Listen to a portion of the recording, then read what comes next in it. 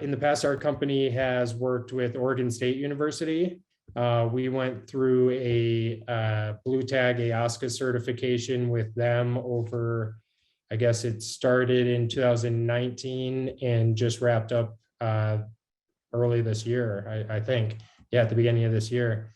And so that's been our hands-on experience in seed certification. That changes state to state, and there is, good question over how, reputable that AOSCA certification really is for farmers at the end of the day, and what confidence it really gives them in their crop.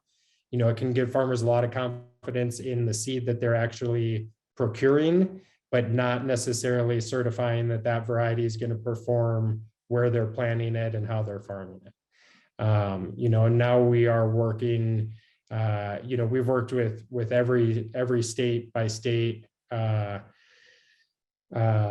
licensing agency on sales and labeling and that sort of thing. But from a straight seed certification, a lot of that state by state.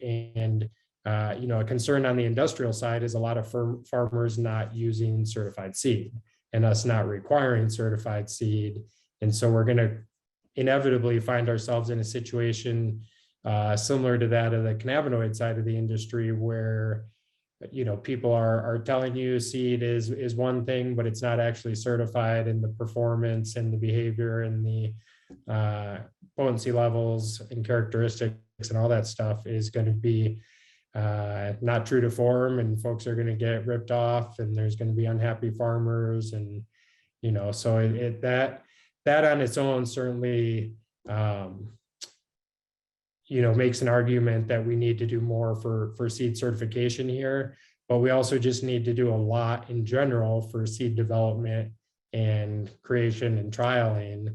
And so it's kind of hard to put the cart before the horse there. And if we want to get the best varieties, we need a little bit more flexibility in what we can grow, how we can grow it, so that we can certify the best varieties, in my opinion.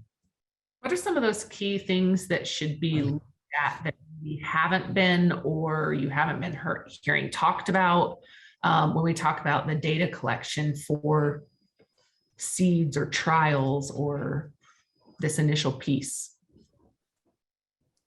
It's a pretty extensive list, and especially as you start to look at it in terms of how it influences final products, depending on what category you're going into.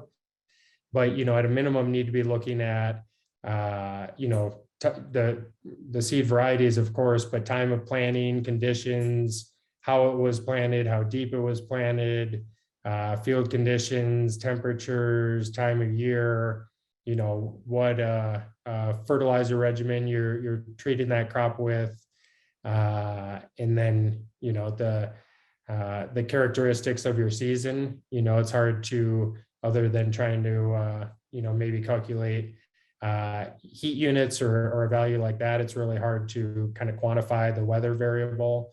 But then harvest data as well, when you harvest, how you harvest. And so all these things are extremely important as you try and figure out what's working and what isn't downstream, or at least knowing what those characteristics are. If you start to see variance, you can start to say, all right, it was the same variety, but we had different conditions, we had different timing, we had different harvesting methods, we had different planting densities.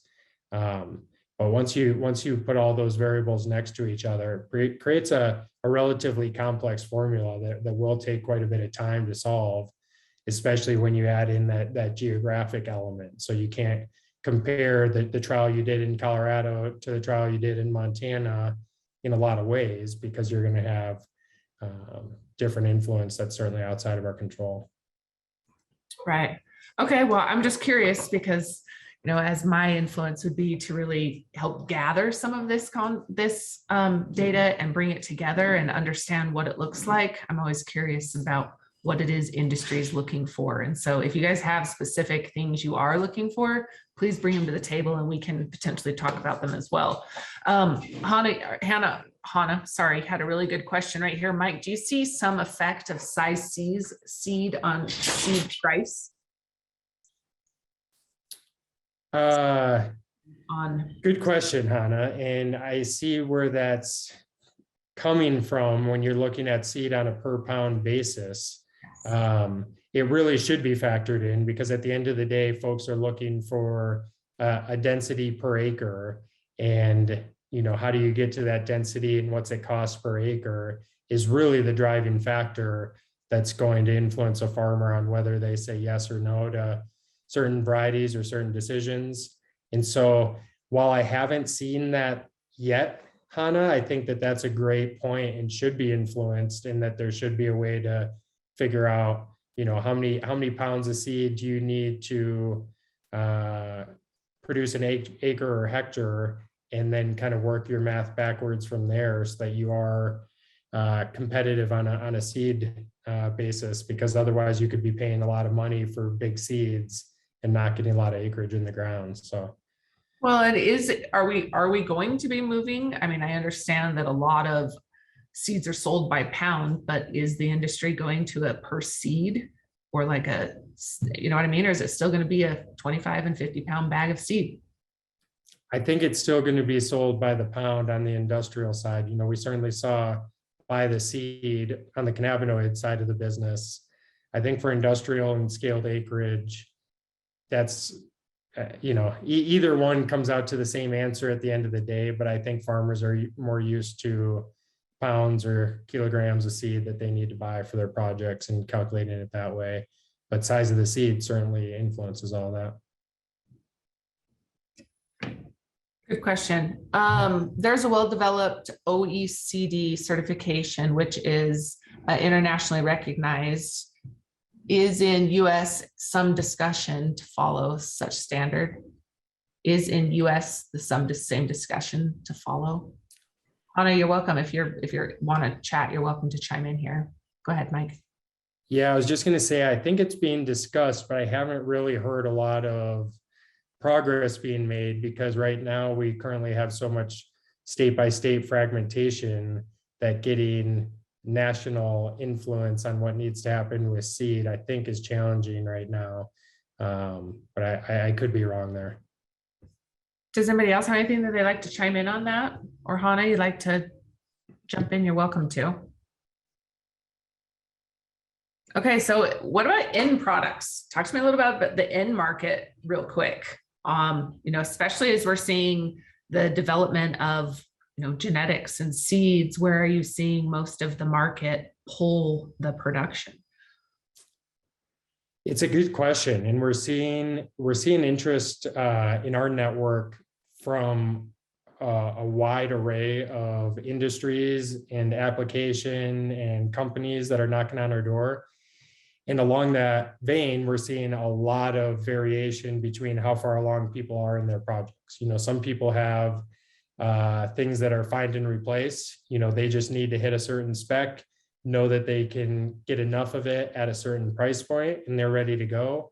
And we have others that on, either small to large volume are still in that development phase. And so this stuff ranges from, non-woven applications, pulp applications, biocomposites, polymers, building materials, certainly a lot of different building materials, construction applications.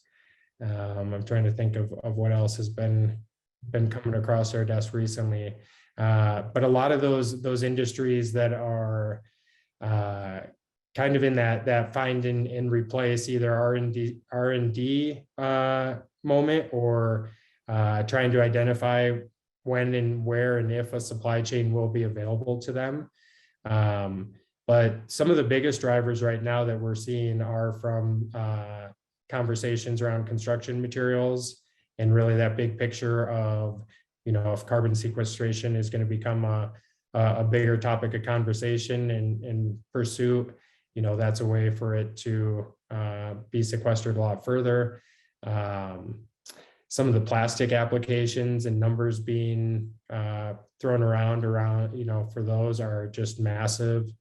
But all of them are, working with the purchasers and figuring out what spec material they need, how much they need, how quickly they can integrate it, where they need to integrate it, and then trying to solve that problem of how realistic is it for a supply chain to be created to meet that demand in coming years. And then in some cases it's a relatively easy conversation, and a lot of these are much more complex problems to solve, where to turn on big industries, you need a lot of acreage, a lot of seed, a lot of processing, and in that process comes a lot of different byproducts. And so as you start to meet the demand of one of those companies, it's kind of like, well, how do you take your other byproducts and materials and increase the demand and offtake potential for those at the same time? So I know that kind of beats around the bush a little bit of where all this material is actually going, but a lot of different folks that are currently coming to the table trying to integrate this stuff into their products. And a lot of the newer applications are newer for that reason. They're not currently being done, and folks are trying to figure out the best way to do it, the best material to do it, and when their industry and our industry can meet in the middle for timing. Where are we looking at next year for the number of processors that we could potentially expect to see online or live? I don't know. I wish I had the answer to that question. I think, dozens, whether it's a couple dozen or many dozen is the question. That's kind of my take on it from what I'm seeing. And that's looking at it domestically. That's not global. Where are you seeing the major growth in production facilities? Regionally?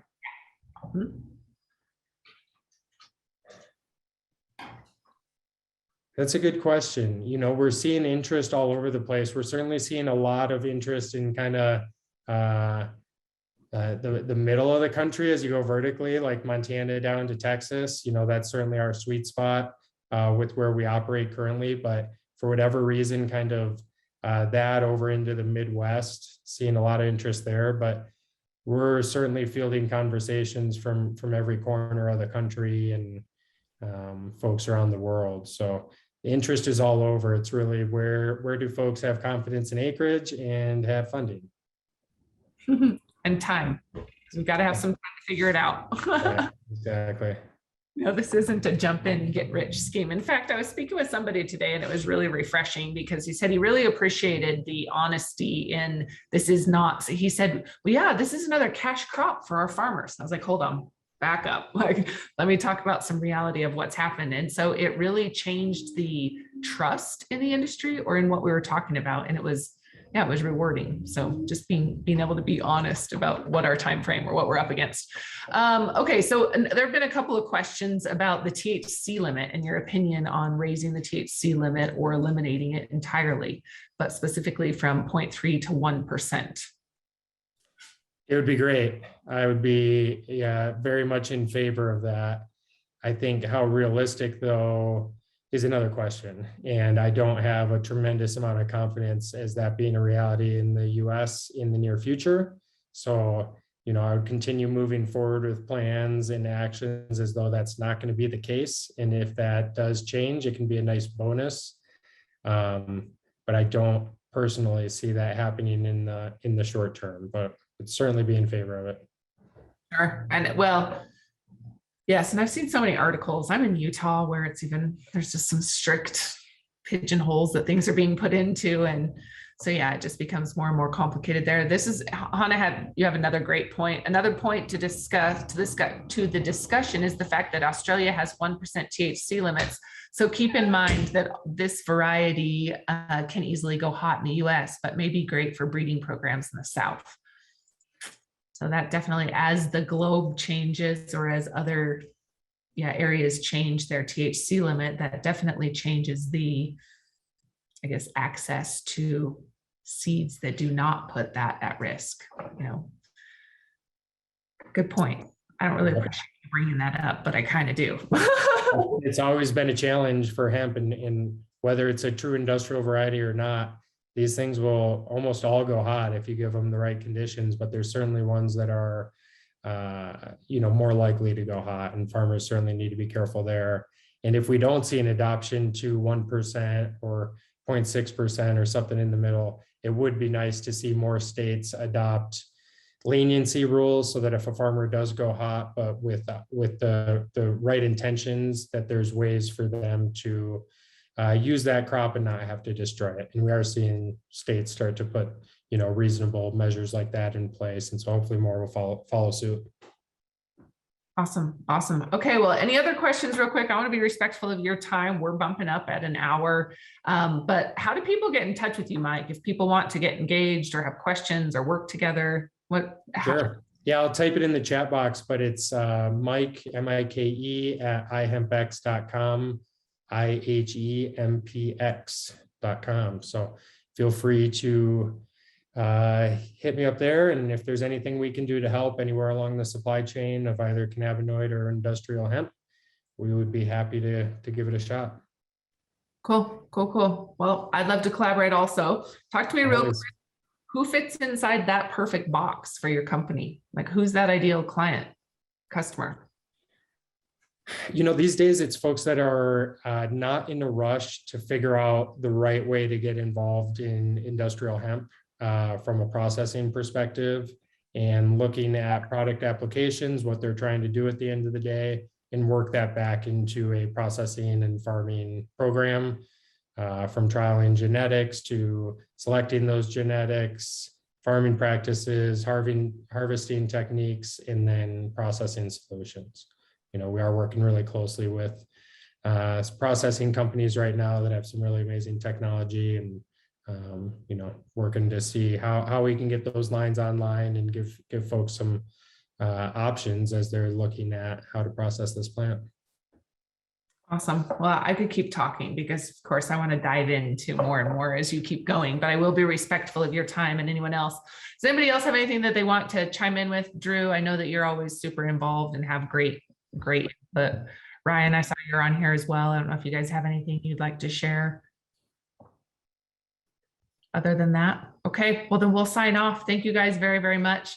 Next, so on Friday, real quick, Friday at 1 o'clock is our textile meeting. Dave Cook is coming to talk about the hemp textiles and fiber processing for textiles. And so feel free to join or register there. I can real quick drop the link. Oh, just kidding. I can't, because if I open it up, I might lose my Zoom because my computer is not being awesome, but I will share it. It will be on our LinkedIn page as well as Hemp Hallway. For those of you that have not been on Hemp Hallway, get logged on there so that you can register for any of our upcoming events in the future. Other than that, thank you guys very, very much. And I appreciate your time. Thank you, Mike. I really appreciate you joining me today. Absolutely. Thank you, Mandy. Thanks for having me. Joanne, do you have anything you want to add before we hang up? No, but if anybody has any questions or would like any follow-up, feel free to reach out. Cool. Thank you very, very much. Thank you, Klaus. Good to see you. Thanks, you. Thanks, Mike. Thanks, Mandy. This was awesome. Thanks, sir. Tara, thank you. We'll definitely be in touch. Definitely connect with Joe. Yeah.